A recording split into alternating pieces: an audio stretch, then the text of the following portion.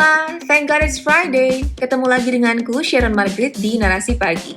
Pagi ini kita akan bahas sejumlah kabar menarik. Yang pertama soal diplomat Nigeria yang dianiaya petugas imigrasi Indonesia. Lalu kabar berantemnya Richard Lee versus Kartika Putri. Dan anggota PSI yang ngomel gara-gara aturan ganjil genap. Juga ada kabar dari ex-Big Bang Seungri yang divonis 3 tahun penjara. Selain itu ada juga hasil survei Carta Politika tentang peta politik 2024. Hayo, siapa yang masih berjaya? Siapa yang masuk bursa? Penasaran? Kita bahas yuk!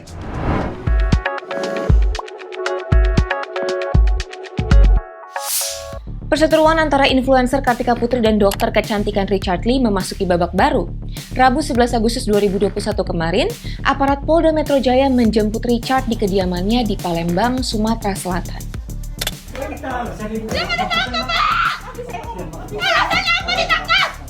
Perseteruan keduanya bermula ketika Dr. Lee mengulas sebuah produk kecantikan di YouTube.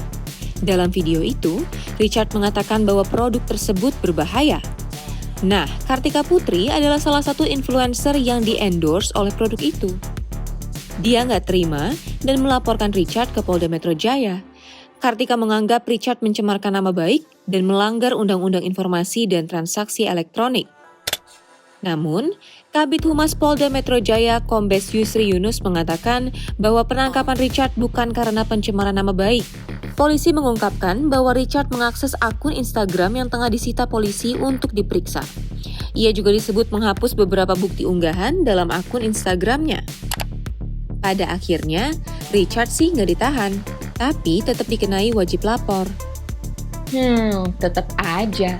Mungkin abis ini Dr. Lee akan lebih hati-hati nih kalau ngomongin produk di kontennya daripada kena lapor, terus hidup jadi ruwet lagi ya kan?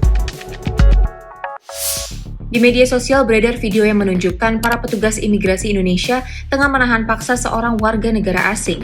Ternyata, WNA tersebut adalah diplomat Nigeria, Abdurrahman Ibrahim. Ups. My neck!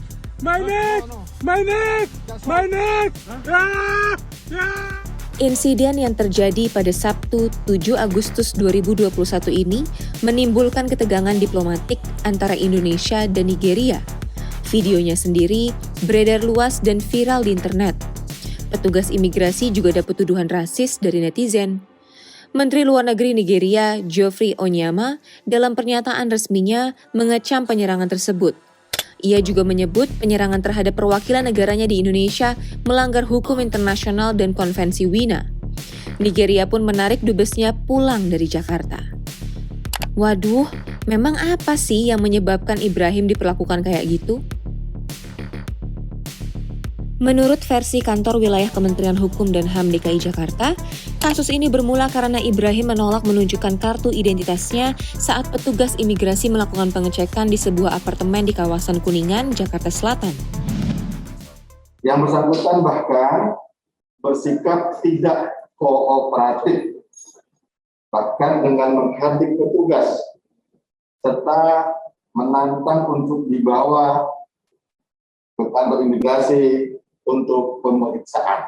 Karena yang bersangkutan menolak menunjukkan identitas, maka petugas imigrasi tidak mengetahui tentang status yang bersangkutan sebagai diplomat. Kasusnya sendiri sih jadinya udah damai, disaksikan oleh pimpinan imigrasi Jaksel dan Dubes Nigeria untuk Indonesia, Ari Osman Ogah.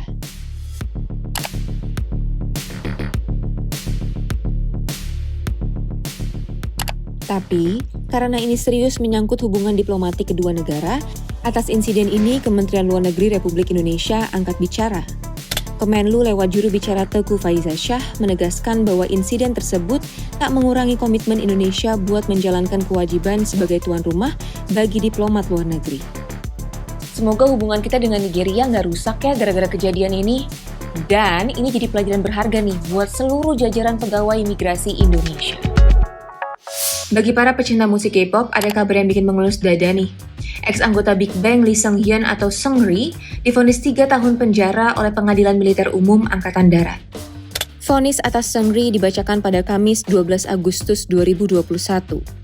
Ia divonis bersalah karena melakukan perjudian ilegal, peredaran narkoba, pelecehan seksual, hingga prostitusi. Kasus yang dijuluki skandal Burning Sun ini terungkap sejak Januari 2019 lalu. Burning Sun sendiri adalah klub malam kelas atas yang dimiliki Seungri. Dari tempat itulah sejumlah skandal mulai terungkap satu persatu ke publik.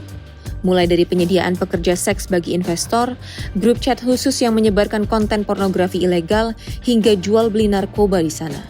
Skandal ini pun menyeret beberapa selebriti dan sosok berpengaruh lain di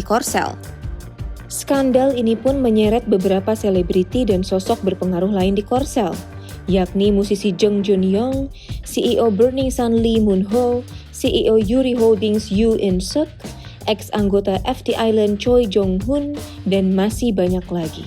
Aduh, artis K-pop kesayangan kamu masuk nggak? Kalau masuk, masih sayang nggak? Guys, ada yang ngomel-ngomel nih gara-gara terjebak aturan ganjil genap di Jakarta. Tapi, yang ngomel ini adalah anggota DPRD DKI Jakarta fraksi PSI, Viani Limardi. Ceritanya, hari Kamis 12 Agustus 2021 kemarin, mobil Viani tengah menuju Jalan Gatot Subroto dari arah Ragunan. Namun, petugas polisi lalu lintas meminta Viani putar arah karena plat nomor mobilnya ganjil. Viani pun adu mulut dengan petugas, mendebat harus lewat mana karena peraturan ganjil genap tersebut. Nah, dalam unggahan Instagram story-nya yang sudah dihapus, Viani juga ngomel. Ia bilang, "Gue yang bikin aturan, gue juga yang nggak tahu, gue juga yang bingung, terus gue juga yang protes sendiri.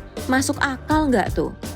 Karena kejadian itu, Ketua Dewan Perwakilan Wilayah PSI DKI Jakarta, Michael Victor, mengaku sudah menegur keras Viani.